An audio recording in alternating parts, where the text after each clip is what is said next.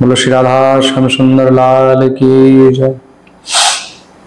আজকে আমি আবার পুনরায় একাদশী মাহাত্ম্য নিয়ে আপনাদের সামনে উপস্থিত আছি। আমরা বিগত একাদশীর কথা শ্রবণ করলাম। আষাঢ় মাসে কৃষ্ণপক্ষের একাদশী, এটা ছিল যোগিনী একাদশী। আমরা যোগিনী একাদশী ব্রত শ্রবণ করেছি। এবার আমরা আষাঢ় মাসের শুক্লপক্ষের একাদশীর ব্রত কথা শ্রবণ করব।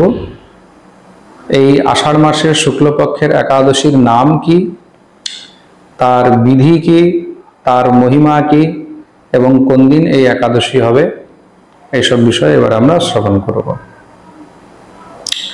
আর তার সঙ্গে এই একাদশী থেকে চাতুর্মাস্য ব্রত আরম্ভ হচ্ছে।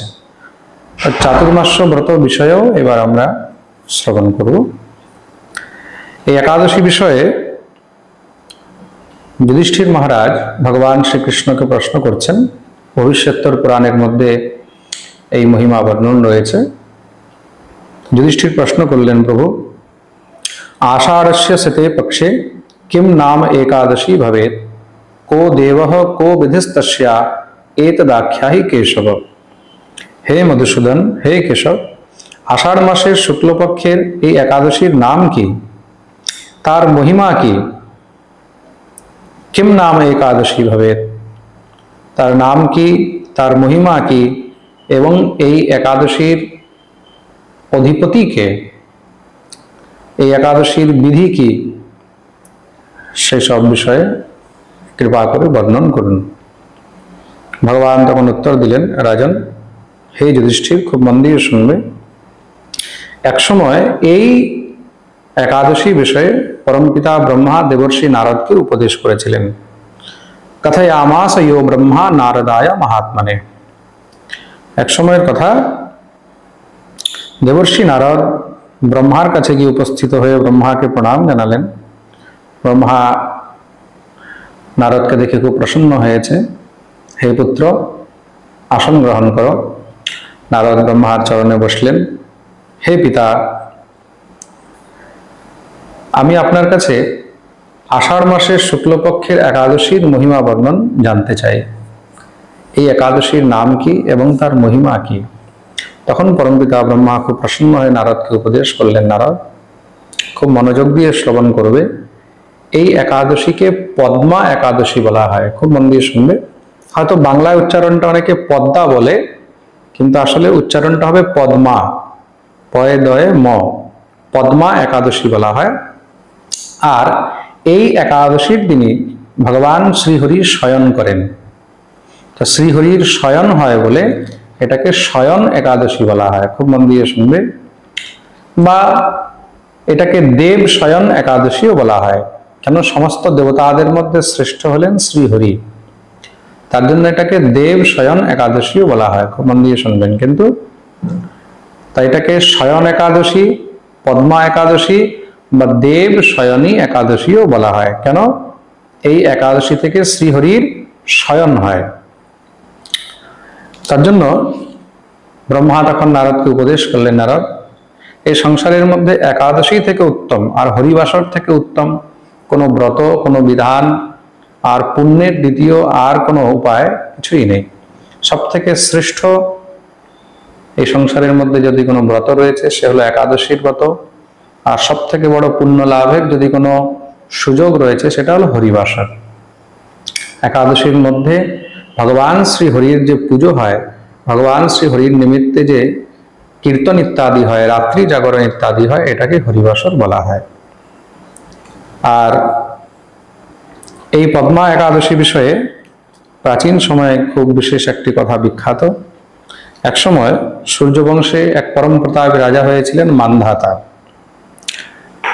তাই মান্ধাতা চক্রবর্তী সম্রাট ছিলেন। তার রাজ্যের মধ্যে সব আনন্দিত ছিল, সবাই প্রসন্ন ছিল, কোনো প্রকারে কোনো কষ্ট ছিল না, কোনো প্রকারে কোনো সমস্যা ছিল না, সব আনন্দে চারদিকে সবসময় ধনধান্যে ভরা রয়েছে, প্রজাও খুব সুখী রয়েছে। কোনো এক কারণে 3 বৎসর ধরে মহারাজ মান্ধাতার রাজ্যে কোনো বর্ষা হয়নি, কোনো বৃষ্টি হয়নি।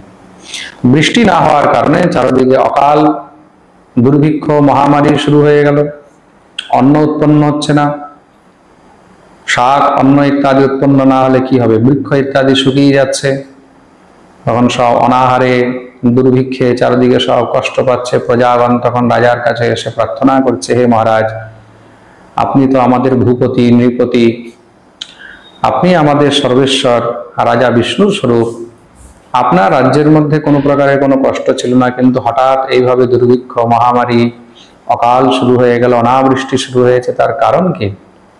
একটা কারণ হতে পারে রাজার পাপ। রাজা যদি পাপ করে, রাজা যদি অপরাধ করে, রাজার পাপে প্রজাকেও তার ফল ভোগ করতে হয়। সত্যযুগে এই বিধান ছিল, খুব মন দিয়ে শুনবেন সবাই। রাজা যদি পাপ করে তাহলে রাজার পাপের ফল প্রজাকে ভোগ করতে হয়। স্ত্রী যদি পাপ করে তাহলে সেই স্ত্রীর পাপের ফল স্বামীকে ভোগ করতে হয়। প্রজা যদি পাপ করে তার ফল রাজাকে ভোগ করতে হয় না, রাজার পাপের ফল প্রজাকে ভোগ করতে হয়। স্ত্রীর পাপের ফল স্বামীকে ভোগ করতে হয়, স্বামীর পাপের ফল স্ত্রীকে ভোগ করতে হয় না। শিষ্যের পাপের ফল গুরুকে ভোগ করতে হয়, গুরুর পাপের ফল শিষ্যকে ভোগ করতে হয় না। এগুলো কিছু নিয়ম রয়েছে। তা রাজা যদি অপরাধ করে, রাজা যদি পাপ করে, তার ফল প্রজাকে ভোগ করতে হয়। তা এমন আপনি তো কোনো পাপ করেননি, আপনার তো এরকম কোনো পাপ দেখা যাচ্ছে না। তার মানে যদি কেউ ধর্ম বিপরীত কাজ করছে তাহলে নিশ্চয়ই তার ফল এখন আমাদেরকে ভোগ করতে হচ্ছে। তা ধর্ম বিপরীত সংসারের মধ্যে যে কেউ করতে পারে, রাজাও করতে পারে, প্রজাও করতে পারে। সাধারণ কোনো প্রজাও যদি ধর্ম বিপরীত কাজ করে তখন সেটারও কিন্তু ফল ভোগ করতে হয়। তাহলে এমন কি হচ্ছে রাজাও বুঝে উঠতে পারলেন না। তাহলে এখন কি করা যায়? রাজা তখন ব্রাহ্মণদের কাছে গেলেন। ব্রাহ্মণরা তখন রাজাকে বললেন, রাজন, এই জিনিসটা তো আমরাও বুঝতে পারছি না, কিন্তু নারায়ণ হলেন সমস্ত সব দেবতাদের মধ্যে শ্রেষ্ঠ। নারায়ণ কেন বলা হয়? নার শব্দের অর্থ হলো জল, বা অয়ন শব্দের অর্থ হলো গৃহ, ভবন, বা অনেক জায়গায় শয়নও বলা হয়। তা জলের মধ্যে যার ঘর বা জলের মধ্যে যিনি শয়ন করেন, নারায়াত আয়নঃ। অয়ন শব্দের অর্থ ভবনও বলা হয়, গৃহও বলা হয়। জলের মধ্যেই ভগবানের ঘর, তার জন্য তাকে নারায়ণ বলা হয়। তা একমাত্র নারায়ণ হলেন সমস্ত সব দেবতাদের মধ্যে শ্রেষ্ঠ। তিনি হলেন পরম পুরুষ। তার কৃপা হলে সমস্ত পাপ থেকে জীব মুক্ত হয়ে যায়, তার কৃপা হলে নিশ্চয়ই বৃষ্টি হবে। তার জন্য আমাদেরকে নারায়ণের উপাসনা করা উচিত, আর নারায়ণের সম্বন্ধিত কোনো ব্রত ইত্যাদি করা উচিত। তা এই বিষয়ে রাজা খুব চিন্তায় পড়ে গেলেন। তখন রাজা নিজের সঙ্গে কিছু বিদ্বান, কিছু গুণীজন, কিছু সৈন্য ইত্যাদিকে নিয়ে ঋষি মুনিদের কাছে এই বিষয়ে জানার জন্য যখন প্রস্থান করেছেন, তো বনের মধ্যে ভ্রমণ করতে করতে রাজা ব্রহ্মার পুত্র অঙ্গিরা ঋষির কাছে গিয়ে উপস্থিত হলেন। ব্রহ্মার যে 10 পুত্র, আমি অনেক সময় পাঠে বলে থাকি, মরীচি, অত্রি, অঙ্গিরা, পুলস্ত, পুলহ, ক্রতু, বশিষ্ঠ, অথর্বণ, দক্ষ আর নারদ, তার মধ্যে একজন হলেন অঙ্গিরা। তা অঙ্গিরা ঋষির আশ্রমে গিয়ে উপস্থিত হয়েছেন। সেখানে শ্রী অঙ্গিরা ঋষিকে দেখে তিনি পূজন করলেন, বন্দন করলেন। দিব্য অঙ্গিরা ঋষির যথোচিতভাবে তিনি বন্দন ইত্যাদি করেছেন। অঙ্গিরা খুব প্রসন্ন হয়েছেন। প্রসন্ন হয়ে তখন রাজাকে প্রশ্ন করলেন, রাজ্যে সব কুশল আছে, কেমন কি চলছে? রাজা নিজের সমস্ত সব দুঃখের কথা যখন প্রকাশ করলেন, তখন তিনি ধ্যানে, তপবলে দেখলেন যে এটার কারণ কি। হঠাৎ করে মান্ধাতা রাজ্যের মধ্যে অনাবৃষ্টি হচ্ছে, অকাল দুর্ভিক্ষ শুরু হয়ে গেল, তার কারণ কি? তখন তিনি ধ্যানে অবস্থিত হয়ে দেখতে পেলেন যে সেই রাজ্যের মধ্যে কোনো এক শূদ্র, সে তপস্যা করছে। খুব মন দিয়ে শুনবেন, সত্য যুগে ব্রাহ্মণ ছাড়া আর ক্ষত্রিয় ছাড়া অন্য কাউকে তপস্যার কোনো অধিকার ছিল না, বৈশ্যকেও ছিল না। তার জন্য আর বিশেষ করে শূদ্র ইত্যাদি যাদের দ্বিজাতীয় সংস্কার হয় না, এটা গ্রন্থে লেখা আছে, এটা আমার নিজস্ব ব্যক্তিগত কোনো বিষয় নয়। অনেকে বলতে পারে, বলবে হয়তো মহারাজজি বলছেন, আমি নয়, এটা ভবিষ্যোত্তর পুরাণে এই স্বয়ং একাদশী মাহাত্ম্য মহিমার মধ্যে বর্ণন রয়েছে। তা পূর্ব সময়ে শূদ্ররা কেন তপস্যা করতো না? কেন কি তাদের দ্বিজাতীয় সংস্কার ইত্যাদি হয় না, উপনয়ন সংস্কার ইত্যাদি হয় না, তার জন্য সেই কারণে তপস্যা ইত্যাদি এগুলো সব মানা ছিল। তা কোনো এক শূদ্র সেখানে তপস্যা করছে। अस्मिन् युगे तपोयुक्ता ब्राह्मणान् इतरे जनाः বিষয়ে তব রাজেন্দ্র বৃষলো ইয়ৎ তপস্যতি। আর একমাত্র সেই কারণেই দেবতাগণ সব রুষ্ট হয়ে আছেন। কেন?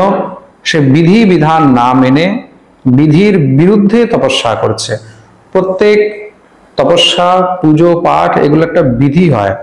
যখন কেউ কোনো পুজো পাঠ, তপস্যা বা ভগবত অর্চন, ভগবত সেবা ইত্যাদি এগুলো বিধির বিপরীত করে, তখন কি হয়? যেই দেবদেবীরই করবে তারা সব রুষ্ট হয়, তখন তার বিপরীত ফল হয়। তার জন্য সবাইকেই কোনো যখন পূজা পাঠ করা হয়, অনুষ্ঠান করা হয়, দেবতাদের সেবা করা হয়, এগুলো বিধি মেনেই তখন করা উচিত, অন্যথা তার উল্টো ফল প্রাপ্ত হয়। এই কারণে এখানে অঙ্গিরা ঋষি মান্ধাতাকে বললেন যে তোমার রাজ্যের মধ্যে অকাল দুর্ভিক্ষ মহামারী একমাত্র এটাই কারণ, তুমি যাও, গিয়ে সঙ্গে সঙ্গে তাকে বধ করো। একদম স্পষ্ট রূপে বললেন তাকে তুমি বধ করো। তখন রাজা উত্তর দিলেন, মহারাজ সে তপস্যা করছে, এটা তার ব্যক্তিগত বিষয়, সে তো এমনিতে কোনো প্রজাজনিত অপরাধ করেনি, তার তো কিছু খারাপ করেনি, তা একজন নিরপরাধকে আমি বধ করতে পারবো না, আমি তাকে মারতে পারবো না, হত্যা করতে পারবো না, সেটা তার ব্যক্তিগত বিষয়। তাকে যা দণ্ড দেওয়ার সেটা দেবতারা দেবে, ভগবান দেবে, ঈশ্বর দেবে, কিন্তু আমি তাকে বধ করতে পারবো না। রাজা স্পষ্ট রূপে মানা করে দিলেন যে সেও আমার প্রজা, আর প্রজা সন্তানের সমান হয়, আমি তাকে কি করে মারতে পারি? তার ইচ্ছা হচ্ছে তপস্যা করার, সেই তপস্যা থেকে যদি দেবতারা রুষ্ট হয়, দেবতারা তাকে নিশ্চয়ই দণ্ড দেবেন, আমাকে অন্য কোনো বিধান বলুন। তখন গিয়ে অঙ্গিরা ঋষি রাজাকে বললেন, খুব প্রসন্ন হয়েছেন রাজার এই কথা শ্রবণ করে, বাহ, রাজার মধ্যে যে এতটা দয়া রয়েছে, দয়াদ্রচিত্ত রাজা, এই দেখে অঙ্গিরা আরো প্রসন্ন হলেন। অঙ্গিরা বললেন, তার জন্য তোমার কাছে খুব সুন্দর একটি বিধি আছে, তোমাকে সেই বিধি পালন করতে হবে। কি বলে? আষাঢ় মাসের শুক্লপক্ষের একাদশী ব্রত করতে হবে। আর শুধু তুমি নয়, সমস্ত প্রজাকে নিয়ে এই একাদশী ব্রত করতে হবে। এই একাদশীকে পদ্মা একাদশী বলা হয়। এই একাদশীর ব্রত করলে শুধু নিজের নয়, নিজের সহিত পুরো দেশ, সমাজ, রাষ্ট্র সম্বন্ধিত যত পাপ অপরাধ ইত্যাদি রয়েছে এগুলো সব নাশ হয়ে যায়। তার জন্য শুধু তোমাকে নয়, তোমার সঙ্গে সম্পূর্ণ প্রজাকেও একাদশী ব্রত করতে হবে। তাতে কি হবে? সমস্ত রাষ্ট্র, সমস্ত দেশ পাপ শূন্য হবে, স্বয়ং ভগবান শ্রীহরি প্রসন্ন হবেন। আর যদি শ্রীহরি প্রসন্ন হয়, এই একাদশী, পদ্মা একাদশী এতটাই মহিমা, ভগবানের এটা অত্যন্ত প্রিয়। কেন? ভগবান এই সময় শয়নে যান, তো ভগবান এই একাদশীতে প্রসন্ন হলে নিশ্চয়ই তোমার রাজ্যের মধ্যে সমস্ত সব সমস্যা শেষ হয়ে যাবে। তো পদ্মা একাদশীর ব্রতবিধি ইত্যাদি বর্ণন করলেন। রাজা অঙ্গিরা ঋষিকে প্রণাম করে সেখান থেকে সমস্ত সব প্রজাদেরকে নিয়ে তিনি এসে উপস্থিত হলেন নিজের রাজ্যে। রাজ্যে এসে তিনি চারো বর্ণ, রাজ্যের মধ্যে যে চার বর্ণ রয়েছে, ব্রাহ্মণ, ক্ষত্রিয়, বৈশ্য, শূদ্র, সবাইকে নিয়ে স্পষ্ট রূপে এটা লেখা রয়েছে, आषाढ़ मासे संप्राप्ते पद्माव्रत मथा करोत् प्रजाभि सह सर्वाभिः चातुर्वर्ण समन्वितः। চতুর্বর্ণ ব্রাহ্মণ, ক্ষত্রিয়, বৈশ্য, শূদ্র সবাইকে নিয়ে একসঙ্গে একাদশীর ব্রত করেছেন। তার মানে কি, একাদশী করতে হলে এখানে কোনো বর্ণভেদ কিছু নেই, একাদশী সবাই করতে পারে, ব্রাহ্মণ হোক, ক্ষত্রিয় হোক, বৈশ্য হোক, শূদ্র হোক। কেন? একাদশীর মধ্যে কোনো বেশি বিধি বিশেষ কিছু হয় না। একাদশীর বিশেষতা কি? একাদশীর মধ্যে অন্ন গ্রহণ করবেন না, নির্জলা নিরাহার থেকে যদি একাদশী করা যায় সেটা সব থেকে উত্তম। আর যদি নির্জলা নিরাহার না থাকতে পারেন, তখন ফল ইত্যাদি খেয়ে একাদশীর ব্রত করা যায়। এটাই হলো একাদশীর সোজা সিম্পল সিস্টেম। একাদশীর দিন কোনো সময় শরীরে সাবান লাগাতে নেই, তেল লাগাতে নেই, নখ কাটতে নেই, ক্ষৌর কর্ম করতে নেই। একাদশীর দিন কোনো প্রকারেও স্ত্রী সঙ্গ করতে নেই। একাদশীর দিন এই জিনিসগুলো যদি জীব মেনে চলে, একাদশীর দিন সম্পূর্ণ মনোযোগ দিয়ে ভগবত সেবা করবেন, যত পারবেন তত হরিকথা নিজে শোনাবেন বা কেউ শোনালে সেখানে গিয়ে শ্রবণ করবেন বা নিজে অধ্যয়ন করবেন, স্বাধ্যায় করবেন, কীর্তন করবেন, রাত্রি জাগরণ করবেন। এটাই হলো একাদশীর মূল নিয়ম। এর থেকে বেশি একাদশীর মধ্যে আর কোনো নিয়ম নেই। তার জন্য এটা যে কেউ করতে পারে, কোনো পয়সা খরচ নেই, কোনো টাকা খরচ নেই। এরকম যজ্ঞ করলে, কোনো অনুষ্ঠান করলে, কোনো পুজো দিলে এগুলোর মধ্যে অনেক প্রকারের খরচ হয়, একাদশীর মধ্যে কিছুই নেই। তুমি সব থেকে উত্তম, এক পয়সার খরচ নেই, নিরাহার থাকো, নির্জলা থাকো, এটা অতি উত্তম। না হলে ফল ইত্যাদি খেয়ে নিজের একাদশী করা যায়। এই প্রকার রাজা সমস্ত সব প্রজাদেরকে নিয়ে এই পদ্মা একাদশীর ব্রত পালন করলেন, হরিবাসর করলেন। এই প্রকার এই একাদশী ব্রতের ফলে ভগবান শ্রীহরি প্রসন্ন হয়েছেন, আর প্রসন্ন হয়ে ঘোর বর্ষা করলেন। সমস্ত সব রাজ্যের মধ্যে জলে আপ্লুত হয়েছে, খুব সুন্দর বর্ষা হলো। রাজ্যের মধ্যে যত দুর্ভিক্ষ ছিল, অকাল ছিল, অনাবৃষ্টি ছিল, সেগুলো সব শেষ হলো। খুব সুন্দর বৃষ্টি হয়েছে, চাষবাস ইত্যাদি সুন্দর হলো। সমস্ত সব প্রজাদের জন্য যা যা উপযুক্ত বস্তু সেগুলো সব পৃথিবী থেকে উৎপন্ন হতে লাগলো। সমস্ত রাজ্যবাসীরা অত্যন্ত সুখে এই একাদশীর ফলে দিব্য আনন্দে নিজের জীবন নির্বাহ করলেন। সমস্ত পাপ থেকে সমস্ত রাজ্যবাসীরাও মুক্ত হলেন। এই প্রকার এখানে পদ্মা একাদশীর মহিমা মাহাত্ম্য বর্ণন শ্রবণ করানো হয়েছে। এই একাদশীকে শয়ন একাদশীও বলা হয়। শৃণু পার্থ প্রবক্ষ্যামি গোবিন্দ শয়ন ব্রতম চাতুর্মাস্যে চ ইয়ানি যুক্তান অন্য সংস্থানি ব্রতানি চ। হে ভগবান শ্রীকৃষ্ণ এখানে উপদেশ করলেন, খুব মন দিয়ে শুনবে। হে যুধিষ্ঠির, এই শয়ন একাদশী থেকেই কিন্তু চাতুর্মাস্য ব্রত আরম্ভ হয়। এবার এটাও জানে রাখুন, এইবার শয়ন একাদশী কখন? এইবার শয়ন একাদশী হচ্ছে আপনার জুলাই মাসের 17 তারিখ। জুলাই মাসের 17 তারিখ মানে বুধবার, তাই তো? বুধবারে এবার একাদশী, বৃহস্পতিবারে দ্বাদশীর পারণ। দ্বাদশীর পারণ করবেন সূর্যোদয় থেকে নিয়ে 9:30টার মধ্যে।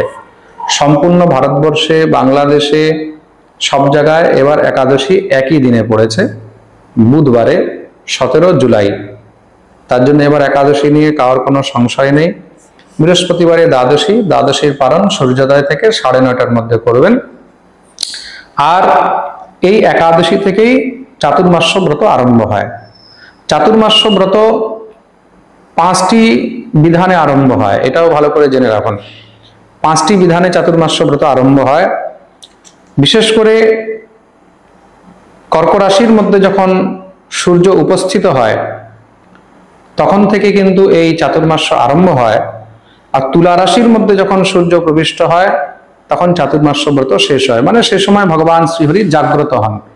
আর ভগবান শ্রীহরি যখন জাগ্রত হন তখন সেটাকে উত্থান একাদশী বলা হয়, বা দেব উত্থান একাদশীও বলা হয়। খুব মন দিয়ে শুনবে। তো এই প্রকার এই শয়ন একাদশী থেকে চাতুর্মাস্য ব্রত আরম্ভ হয়। এখন অনেকের প্রশ্ন ছিল, মহারাজজি চাতুর্মাস্য ব্রত কিভাবে করা উচিত, চাতুর্মাস্য ব্রতের বিধি কি, সেই বিষয়ে আমরা জানতে চাই। আর চাতুর্মাস্য ব্রত এটার জন্য আলাদা আলাদা বিভাগে, আলাদা আলাদা জায়গায় আলাদা আলাদা বর্ণন রয়েছে। এই চাতুর্মাস্য 5টি তিথি থেকে আরম্ভ হয়। একাদশী থেকে, দ্বাদশী থেকে, পূর্ণিমা থেকে, এবং অনেকে অষ্টমী থেকেও কিন্তু এই চাতুর্মাস্য ব্রত আরম্ভ করেন। কিন্তু আমাদের বৈষ্ণবদের মধ্যে, যারা বৈষ্ণব সম্প্রদায়ে দীক্ষিত রয়েছেন, হরিভক্তি বিলাস সম্মত এই শয়ন একাদশী থেকে নিয়ে আমাদের চাতুর্মাস্য ব্রত আরম্ভ হয়। এটার মধ্যে কোনো সংশয় নেই। অনেকে পূর্ণিমা থেকে পূর্ণিমা পর্যন্ত চাতুর্মাস্য ব্রত করেন, অনেকে দ্বাদশী থেকে করেন, অনেকে অষ্টমী থেকে করেন, অনেকে কর্ক রাশির সংক্রান্তি থেকেও আরম্ভ করেন। কিন্তু বেশি এদিকে ওইদিকে কোনো চিন্তন না করে বৈষ্ণবদেরকে একমাত্র শয়ন একাদশী থেকে চাতুর্মাস্য ব্রত আরম্ভ করা উচিত। দ্বিতীয় আর কোনো তিথি, কোনো নক্ষত্র এসবের চক্করে পড়া উচিত নয়। এখন চাতুর্মাস্য ব্রত আরম্ভ করবেন কি করে, তার বিধি কি, তার জন্য এখানে ভগবান বর্ণন করছেন। সর্বপ্রথম ভগবানকে এই একাদশীর দিন শয়ন করাবে। যে যেই দেবদেবীর পুজো করেন, বিশেষ করে এখানে ভগবান হরি হরের বর্ণন রয়েছে, হরি আর হর। হর মানে মহাদেব, হরি মানে ভগবান বিষ্ণু। বিষ্ণু বিগ্রহ, কৃষ্ণ বিগ্রহ ইত্যাদি যেরকম আমরা নিত্য শয়ন দিই, সেইভাবেই এই দিন শয়ন দেওয়া উচিত। এরকম অনেকে ভাবে মহারাজ এই যে শয়ন দেওয়া হলো, এটাকে কি সেই 4 মাস পরে তুলতে হবে? না না না, এই দিন শুধু শয়ন দেবে। আর শয়ন দিয়ে এই 2টি মন্ত্র বলতে হবে। এই 2টি মন্ত্র শয়নের সময় বলতে হয়। কি কি? শায়িতস্তম ঋষিকেশ পূজয়িত্বা শ্রয়া সহ প্রসাদম কুরু দেবেশ লক্ষ্ম্যা সহ জনার্দন সুপ্তে ত্বয়ি জগন্নাথ জগৎ সুপ্তম চরাচরম বিবুদ্ধে ত্বয়ি বুদ্ধেতম জগৎ সর্বম চরাচরম। ভগবানকে এই 2টি মন্ত্র বলে, হে ঋষিকেশ, মা লক্ষ্মীর সহিত আমি তোমাকে বন্দন করি, তোমার পুজো করি। ভগবানকে যথা নিজের নিজের উপাসনা পদ্ধতি অনুসার, নিজের সামর্থ্য অনুসারে ভগবানকে পুজো অর্চন দেবে। 16 উপচার ভগবানের পূজা 5 উপচারেও হয়, 10 উপচারেও হয়, 16 উপচারেও হয়, আর 16 উপচারেও হয়। ধূপ দীপ নৈবেদ্য গন্ধ পুষ্প ইত্যাদি বস্ত্র এসব সমস্ত দিয়ে ভগবানের যেভাবে পুজো করা হয়, তৎপশ্চাৎ ভগবানকে শয়ন দেবে। আর শয়নের সময় এই 2টি মন্ত্র ভগবানের সামনে জপ করবেন, ভগবানকে বলবেন। একবারই বলতে হয়, বারবার নয়। এই প্রকার ভগবানকে শয়ন দিলেন। তৎপশ্চাৎ প্রাতঃকাল ভগবানকে যখন আবার জাগ্রত করবেন, ভগবানকে বিধি বিধান দিয়ে সমস্ত সব নিয়ম নিষ্ঠা দিয়ে ভগবানের সেবা পূজা ইত্যাদি করবেন। ভগবানের সেবা পূজা করে নিত্য প্রতি ঠাকুর মন্দিরে জল দিয়ে ভালো করে পরিষ্কার করবেন, ধোবেন। যদি কাঁচা থাকে সেখানে গোবর দিয়ে লেপন করা উচিত, নাহলে দুয়ারে একটু গোবর নিত্য লেপন করে দেওয়া উচিত। অল্প একটুখানি নিয়ে দুয়ারের মধ্যে গোবর লেপন করে দেবেন। আর সুন্দর করে বিষ্ণু মন্দিরে চারদিকে লতা পাতা ইত্যাদি এগুলো সব রং টং দিয়ে বানালে তাহলে তাতে ভগবান শ্রীহরি আরো অত্যন্ত প্রসন্ন হন। এগুলো সব স্পষ্ট রূপে বিস্তারে লেখা রয়েছে। আর নিত্য প্রতি যদি আপনার সামর্থ্য হয়, তাহলে কোনো এক ব্রাহ্মণকে ভগবত বিষ্ণুর প্রসাদী, ভগবানকে যা ভোগ লাগানো হয় সেই নৈবেদ্য তাকে প্রসাদে পাওয়াবে, সঙ্গে তাকে দক্ষিণা ইত্যাদি অর্পণ করবে। ভগবানকে প্রতিদিন যদি পারো তাহলে পঞ্চামৃত দিয়ে অভিষেক করবে। পঞ্চামৃত কি? দধি, দুগ্ধ, ঘৃত, মধু আর শর্করা মানে চিনি। এই 5টি বস্তু দিয়ে নিত্য ভগবানকে অভিষেক করা যায়। আর ভগবানকে চাতুর্মাস্যের মধ্যে শ্রীহরিকে যারা এই পঞ্চামৃত দিয়ে অভিষেক করে, তারা সাক্ষাৎ বিষ্ণুরূপ হয়ে এই সংসারের মধ্যে অক্ষয় সুখ ভোগ করে এবং পরবর্তী সময়ে তারা পরমধাম গমন করে বৈকুণ্ঠে নিবাস করেন। আর চাতুর্মাস্যের মধ্যে কি কি দান করা উচিত? অনেকে জিজ্ঞাসা করে যে মহারাজজি কি দান করা উচিত? সুবর্ণ। সুবর্ণ মানে সোনা। আর নারকেল, নারকেল বলতে যেটার মধ্যে জল থাকে, নারকেল। ভূমি দান, তার সঙ্গে অন্নদান, আর তুলসী দান। চাতুর্মাসের মধ্যে তুলসী দানের অনেক ফল রয়েছে। আপনি মন্দিরে গিয়ে সেখানে শ্রীহরির নিমিত্তে তুলসী দান করতে পারেন। আর এই দানগুলো কোথায় করা উচিত? এই দানগুলো ব্রাহ্মণকে বা নিজের শ্রী গুরুদেবকে বা কোনো মন্দির দেবালয়ের মধ্যেই করা উচিত। আর এই চাতুর্মাসের মধ্যে কেউ যদি ভগবানকে দীপ অর্পণ করে, নিত্য প্রদীপ ধূপ দীপ অর্পণ করে, ভগবান তাকে সমস্ত সব রোগ শোক থেকে মুক্ত করে দেন। বিশেষ করে এই চাতুর্মাসের মধ্যে ধূপদান এবং দীপদানের অনেক মহিমা রয়েছে। সভোগী জায়তে শ্রীমাস তথা সৌভাগ্যবানপি সমাপ্ত ধূপিকাম দদ্যাৎ দীপিকাম চ বিশেষতঃ। ধূপদীপ দান করা, দান বলতে ধূপদীপ ভগবানকে দেখানো, বা কোনো মন্দিরের মধ্যে আপনি ধূপ দিয়ে আসলেন বা প্রদীপের ব্যবস্থা করে দিলেন যে রোজ আপনি ঠাকুরকে এই প্রদীপটা জ্বালাবেন। ঠাকুর যেরকম আরতি হয়, ঠাকুরের ধূপ হয়, এসবের ব্যবস্থাও আপনি ধূপ দ্বীপের করতে পারেন, বা নিজের হাতেও আপনি দান করে দেখাতে পারেন। আর বিশেষ করে এই চাতুর্মাসের মধ্যে পিপল বৃক্ষ, এক হলো বট গাছ, একটা হলো পিপল গাছ। পিপলও কিন্তু বটেরই একটি প্রজাতি। বটের 3-4টি প্রজাতি হয়, তার মধ্যে একটি হলো পিপল। তা পিপল গাছকে বিষ্ণু স্বরূপ বলা হয়েছে। এই চাতুর্মাসের মধ্যে কেউ যদি নিত্য পিপল গাছে জল অর্পণ করে বা পিপলের পরিক্রমা করে, তাহলে সাক্ষাৎ ভগবান বিষ্ণু তাকে নিজ পদ প্রদান করেন। ভগবান তাতে অত্যন্ত প্রসন্ন হয়। আর সন্ধ্যার সময় নিত্য ভগবানকে প্রদীপ দেখাবেন, ধূপ দেখাবেন, দীপদান করবেন। আর এই প্রদীপ যদি তামার পাত্রে, পিতলের পাত্রে বা চাঁদির পাত্রে বা সোনার পাত্রের মধ্যে দেখানো হয়, তাতে ভগবান আরো অত্যন্ত প্রসন্ন হয়। সরষার তেলের প্রদীপ দেখানো নিষেধ। চাতুর্মাস্যের মধ্যে ঘৃত মানে ঘি এবং তিল তেল, এগুলোর মধ্যেই প্রদীপ ভগবানকে দেখানো উচিত। আর এই চাতুর্মাস্যের মধ্যে যে ভগবানকে বায়ু প্রদান করে, মানে ভগবানকে যারা হাওয়া করে, খুব মন দিয়ে শুনবে, চামর দিয়ে, ময়ূর পাখা দিয়ে বা ব্যজন মানে যেগুলো তাল পাতার পাখা হয়, এসব দিয়ে ভগবানকে যদি হাওয়া করা হয়, তাতে ভগবান অত্যন্ত প্রসন্ন হয়। আর ইহলোকের সমস্ত কষ্ট থেকে ভগবান তাকে মুক্ত করে দেয়। আর চাতুর্মাস্যের মধ্যে ভগবানকে নিত্য অভিষেক করে সেই চরণামৃত অবশ্যই পান করা উচিত। আর ভগবান শ্রীহরির সামনে বসে 108 বার গায়ত্রী মন্ত্র জপ করুন। অন্যথা যাদের গায়ত্রী মন্ত্র প্রাপ্ত হয় না, তারা গুরুদেব দ্বারা প্রদত্ত যা বীজ মন্ত্র বা গুরু মন্ত্র ইত্যাদি, এগুলো নিত্য যথা সংখ্যা, যা সংখ্যা গুরুদেব জপ করতে দিয়েছে তার থেকে দ্বিগুণ বা 4 গুণ সেখানে ভগবান শ্রীহরির সামনে বসে জপ করবেন। সেই জপ করলে কি হয়, তাতে ভগবান শ্রীহরি তার উপরে অত্যন্ত প্রসন্ন হয়।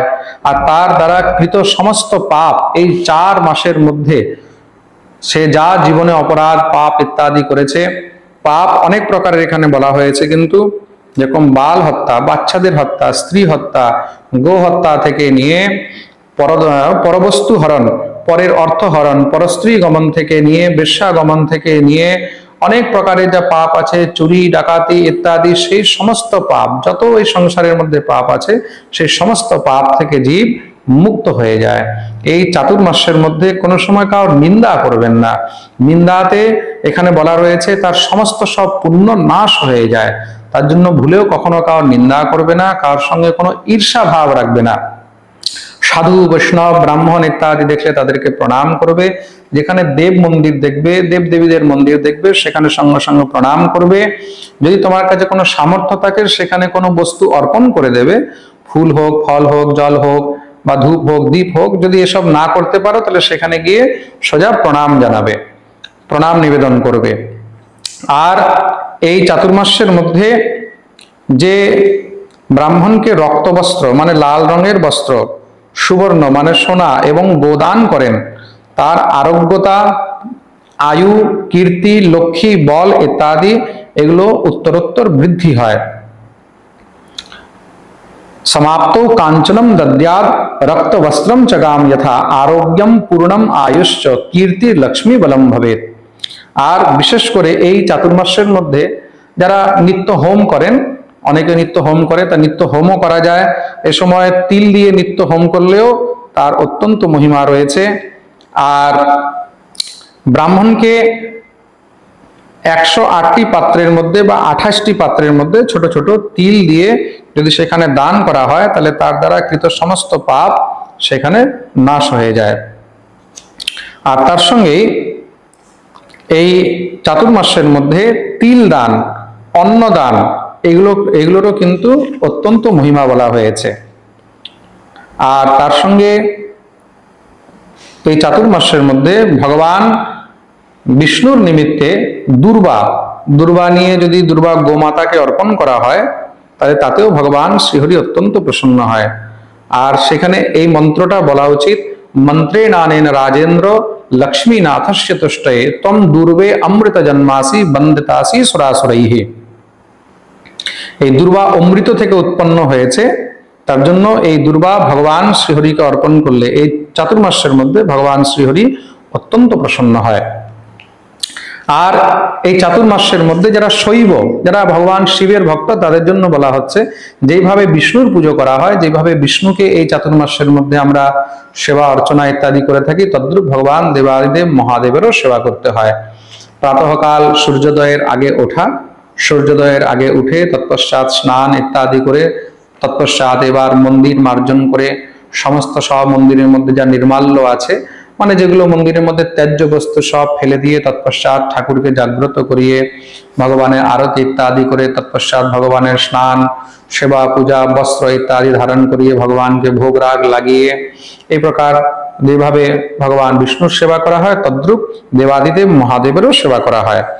আর এই চাতুর্মাসের মধ্যে কেউ যদি শিব মন্দিরে বা হরি মন্দিরে ঘন্টা দান করে, সেখানে যদি কেউ ঘন্টা অর্পণ করে, হাতে বাজানো বা উপরে মন্দিরের মধ্যে যে ঘন্টা হয় সেই ঘন্টা অর্পণ করলে ব্রতান্তে চ ব্রতি দদ্যাৎ ঘণ্টাম দেবায় শস্বরাম গুরু বজ্ঞায় চ্যানাধ্যায় অধ্যয়নম কৃতম, তাতে ভগবান অত্যন্ত প্রসন্ন হয়।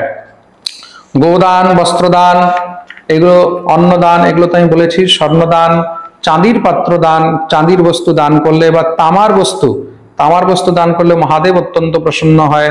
হ্যাঁ, এসব বস্তু দান করলে, আর তার সঙ্গে যারা এসব বস্তু পারবে না তাদের জন্য এই সহজ সরল জিনিসগুলো বলা আছে। কিছু না হলে এক জোড়া বস্ত্র, হ্যাঁ, উপরের বস্ত্র একটা নিচের বস্ত্র অর্পণ করে দিলেন, তারপর ভগবানকে দুর্বা ইত্যাদি অর্পণ করলেন, কোনো ব্রাহ্মণকে আপনি মাঝে মধ্যে কিছু একটু প্রসাদ ইত্যাদি পাইয়ে দিলেন, তার সঙ্গে কোনো মন্দিরে কোনো ঘন্টা ইত্যাদি দান করে দিলেন, তাতেও কিন্তু এই সমস্ত সব দানের ফল প্রাপ্ত হয়। আর তার সঙ্গেই যদি মহাদেবকে এই সময় কেউ তামার পাত্রের মধ্যে গুড় রেখে মহাদেবকে অর্পণ করে বা শিব মন্দিরে অর্পণ করে, তাতে মহাদেব অত্যন্ত প্রসন্ন হয়। আর তদ্রূপ ভগবান শ্রী হরির জন্য চাঁদির পাত্রের মধ্যে মধু রেখে, চাঁদির পাত্রের মধ্যে মধু রেখে যদি অর্পণ করা হয়, সমাপ্ত মধুপূর্ণম তু পাত্রম রজতম উত্তমম, চাঁদির পাত্রে মধু আর তামার পাত্রের মধ্যে গুড় রেখে দান করলে তাতে হরি এবং হর দুজনই অত্যন্ত প্রসন্ন হয়। তাম্র পুষ্টিকরম সর্বম দেব প্রিয়করম শুভম, তামার পাত্রের মধ্যে দান করলে দেবতাগণ তাতে খুব প্রসন্ন হয়, এটা পুষ্টিকর হয়। এই প্রকার ভগবান শ্রী ঋষিকেশের নিমিত্তে, মানে শ্রী হরির নিমিত্তে এই যেটা বলা হলো চাঁদির পাত্রের মধ্যে মধু রেখে দান করলে ভগবান শ্রীহরি তাতে অত্যন্ত প্রসন্ন হয়। আর যখন আপনার চাতুর্মাস্য ব্রত শেষ হয়, চাতুর্মাসের ব্রতের অন্তে উদ্যাপন ইত্যাদি যদি করানো যায় তাহলে অত্যন্ত উত্তম। আর যদি নাও হয় তাহলে চাতুর্মাসের শেষে অন্তত 12 জন ব্রাহ্মণকে ডেকে সেখানে ভোজন ইত্যাদি এগুলো করানো উচিত। দ্বাদশীর দিন, উত্থান একাদশী, যেদিন ভগবান স্বয়ং থেকে উঠছেন 4 মাস পরে, তারপরের দিন দ্বাদশীর দিন 12 জন ব্রাহ্মণকে ডেকে তাদেরকে খুব সুন্দর পায়েস ইত্যাদি নানা রকম ব্যঞ্জন ইত্যাদি ভগবানকে ভোগ লাগিয়ে সেই প্রসাদই অর্পণ করা উচিত। আর সবাইকে তাম্বুল অর্পণ করা উচিত। চাতুর্মাসের পরে সবাইকে তাম্বুল মানে পান ভগবানকে অর্পণ করে তৎপশ্চাৎ সবাইকে পান অবশ্যই খাওয়ানো উচিত। এখানে পানের অনেক বিশেষ কিন্তু বর্ণন করা হয়েছে। আর একটা নতুন জিনিস আপনারা সবাই জানবেন, অনেকে হয়তো পানকে করে ক্রিটিসাইজ করতে পারে অনেকের, কিন্তু পান ভগবানের অত্যন্ত প্রিয়, দেবতাদের অত্যন্ত প্রিয়। দেব পূজার মধ্যে, ভগবানের পূজার মধ্যে পান অবশ্যই দিতে হয়। যেরকম আপনার বৃন্দাবনে আসলে দেখবেন, বৃন্দাবনে প্রত্যেক মন্দিরে রাত্রিবেলায় ভগবানকে যখন ভোগ লাগানো হয়, ভোগের পরে তাম্বুল দেওয়া হয়। দুপুর বেলায় যখন ভগবানকে ভোগ লাগানো হয়, তো মধ্যাহ্ন ভোগের পরেও ভগবানকে নিত্য তাম্বুল অর্পণ করা হয়। যেরকম আজকে আমি গেছিলাম মথুরায় দ্বারকাধীশ মন্দিরে, ওদিকে, তা ওখানে আমাকে তাম্বুল প্রসাদ দিলেন। দ্বারকাধীশ মন্দির থেকে মন্দিরের পূজারীগণ আমাকে তাম্বুল প্রসাদ দিলেন। তাম্বুল প্রসাদটাকে খুব উত্তম মানা হয়।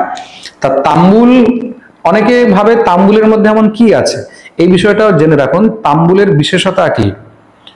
অস্য প্রাণাৎ ব্রাহ্মাধ্যা শ্রিয়ম দদতু পুষ্কলাম পুগে ব্রহ্মা হরিপত্রে চূর্ণে সাক্ষাৎ মহেশ্বর। এই যে আমরা পান খাচ্ছি, তা পানটা কোনো সাধারণ বস্তু নয়। এখানে কি লেখা রয়েছে শাস্ত্রের মধ্যে? পুগে ব্রহ্মা, মানে পানের মধ্যে যে সুপারি হয় ওটাকে পুগি ফল বলা হয়। তো সুপারির মধ্যে ব্রহ্মার বাস রয়েছে। পত্রে হরিহি, এই যে পান পাতা, এই পাতার মধ্যে ভগবান শ্রী হরির বাস রয়েছে। চূর্ণে সাক্ষাৎ মহেশ্বর, আর যে চুনটা দেওয়া হয়, এই চুনের মধ্যে সাক্ষাৎ মহেশ্বর মানে দেবাদিদেব মহাদেবের নিবাস রয়েছে। এতেষাম সম্প্রদানেন সন্তুমে ভাগ্য সম্পদ, তার জন্য পান অর্পণ করলে দেবতাগণ অত্যন্ত প্রসন্ন হয়। আর পান কিভাবে দেওয়া উচিত, পানের মধ্যে আর কি কি দেওয়া উচিত, এটাও কিন্তু এখানে খুব সুন্দর করে বিস্তারে বর্ণন করা হয়েছে। সচূর্ণম খদিরম চৈব পত্রী ফল সমন্বিতম এলা লবঙ্গ সম্মিশ্রম গন্ধর্বাপ সরসাম প্রিয়ম। তা পানের মধ্যে কি কি দেওয়া উচিত? চুন, সুপারি, খদির, এখন খদির কাকে বলে আমি তো জানি না, যেহেতু আমি পান বিষয়ে অতটা আমার নলেজ নেই। তা খদির, খদির যাই হোক, খদির, চুন, সুপারি আর এলা মানে এলাচি, লবঙ্গ, এসব বস্তু, জাবিত্রী, জায়ফল, এগুলো পানের মধ্যে অর্পণ করে যদি দেওয়া হয়, এগুলো দেবতাদের অত্যন্ত প্রিয়, এবং মনুষ্য যদি এটাকে গ্রহণ করে তারও শরীরের মধ্যে অনেক আরোগ্য ইত্যাদি হয়। এটা একটা ঔষধিরও কাজ করে কিন্তু। তো এই প্রকার পানের এখানে বিশেষতা বলা হয়েছে। এখন অনেকে জিজ্ঞাসা করতে পারে, মহারাজজি চাতুর্মাস্যের মধ্যে কি পান গ্রহণ করা যায়? না, চাতুর্মাস্যের মধ্যে পান গ্রহণ করা একবারে নিষেধ। চাতুর্মাস্যের মধ্যে সব থেকে উত্তম হলো আপনি যদি একবার অন্ন গ্রহণ করে থাকতে পারেন তাহলে সব থেকে উত্তম, শুধু একবার।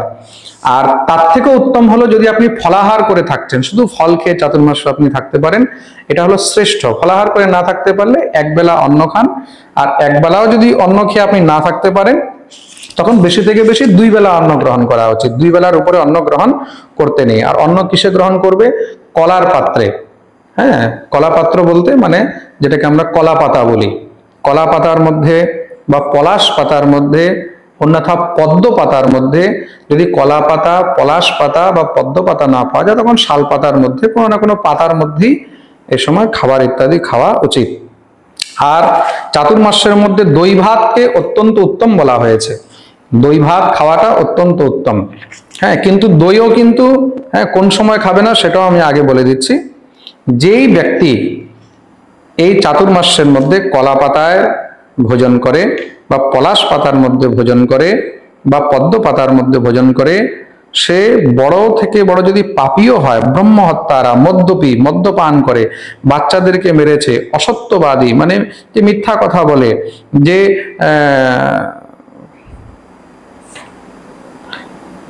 চণ্ডালের সঙ্গম করেছে, যে চণ্ডালের সঙ্গে থাকে, চণ্ডালের সঙ্গে খায়, যে বিধবাগামী, যে অগম্যা স্ত্রী তার সঙ্গেও সঙ্গম করেছে, এমন মহাপাপী থেকে পাপী তাদেরও কিন্তু উদ্ধার হয়ে যায়, তারাও সেই সমস্ত পাপ থেকে মুক্ত হয়।